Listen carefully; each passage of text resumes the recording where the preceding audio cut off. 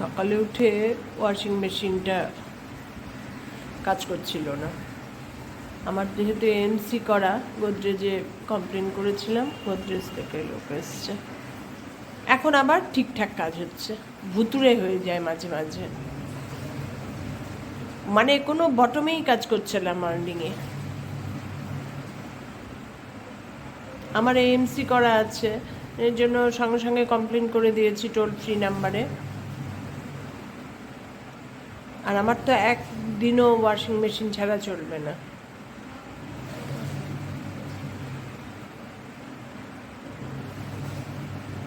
সারাদিন এইসব নিয়েই চলছে, জানো না কোথা দিয়ে যে কি সময় পার হয়ে যায়।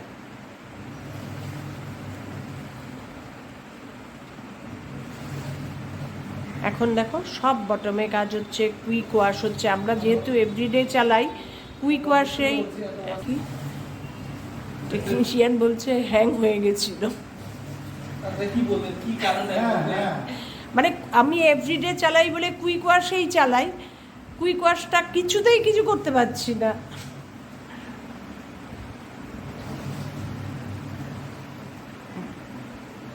কি বলবে, এখন দিব্যি চলছে সে।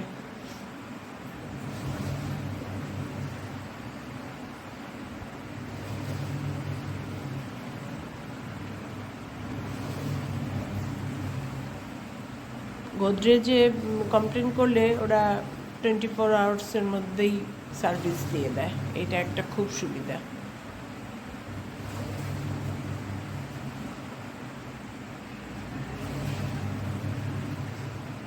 আমারটা ফুলি অটোমেটিক ইয়ন চলছে, সার্ভিস দিচ্ছে ভালো। 9 বছর হয়ে গেল।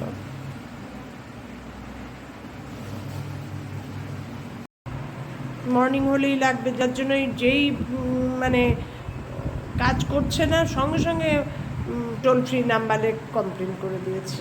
সারাদিনের যে কত ঝক্কি চলে না, বাপরে বাপ। ঠিক আছে বাবা, হয়ে গেছে, শান্তি। এটার বয়সও হয়েছে। দেখি এএমসি করা আছে বলে না আর এক্সচেঞ্জও করছি না। এএমসি ডিসেম্বরে শেষ হবে, দেখি ভাবছি এবার এক্সচেঞ্জ করে নেব।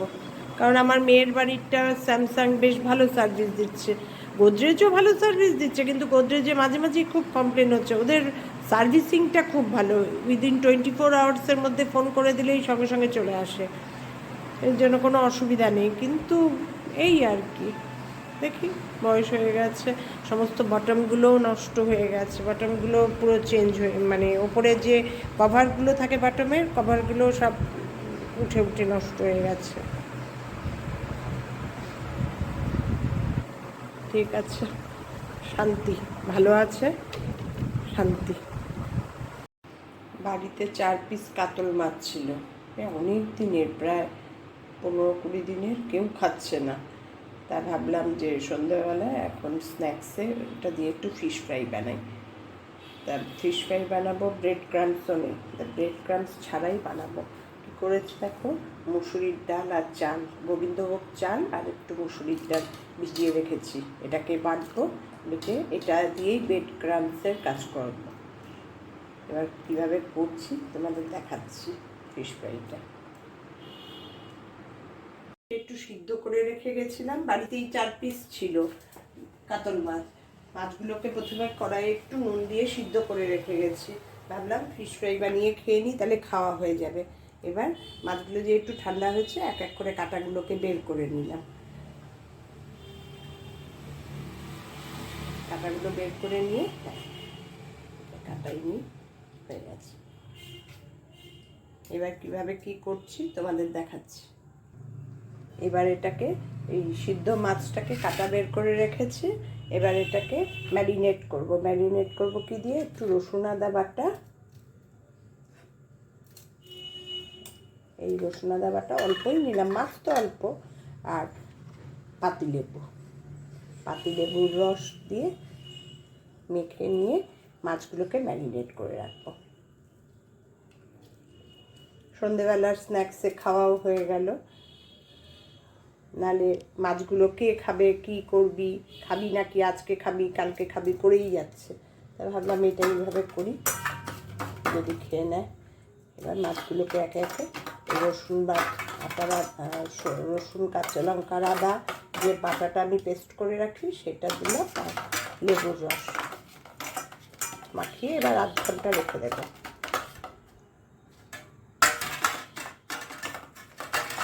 মাছগুলোকে সিদ্ধ করে নেওয়াতে কী হয়েছে, কাঁটাগুলো বের করতে আমার সুবিধা হয়েছিল, আর সবগুলোই কোলের মাছ ছিল, অসুবিধা হয়নি।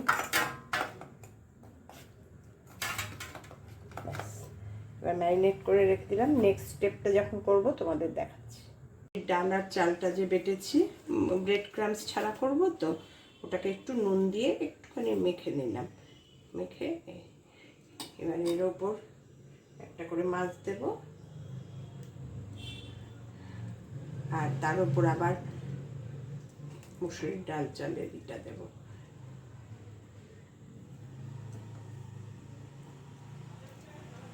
এইভাবে দিয়ে ভেজে নেব।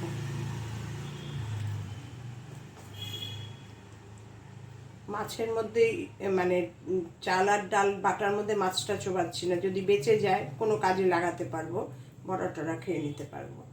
এইভাবে সব মাছগুলো এরভাবে করে তেলের মধ্যে দিয়ে দেব, দিয়ে এক একটা করে ভাজবো।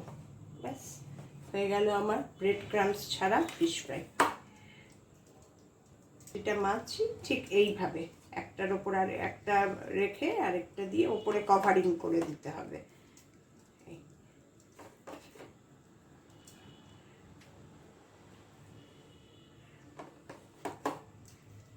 এইভাবে সবগুলো মাছ করে নেব। এবার কড়াই হোয়াইট অয়েল দিয়ে দিয়েছি, এবার এক এক করে মাছের পিসগুলো ছাড়বো। একসঙ্গে দুটো ছেড়েছি, দেখো।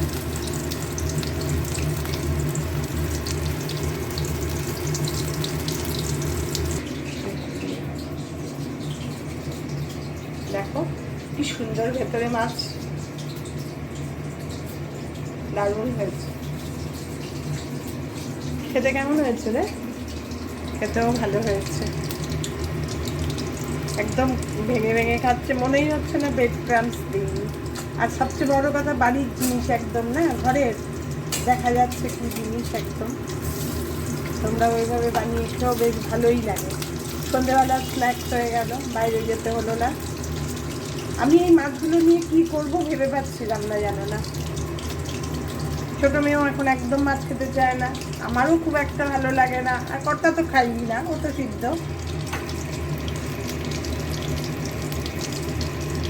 এইভাবে তোমরাও বানিয়ে খেয়েও, বাড়ির পড়ে থাকা জিনিস যেগুলো কাজে লাগাতে হবে,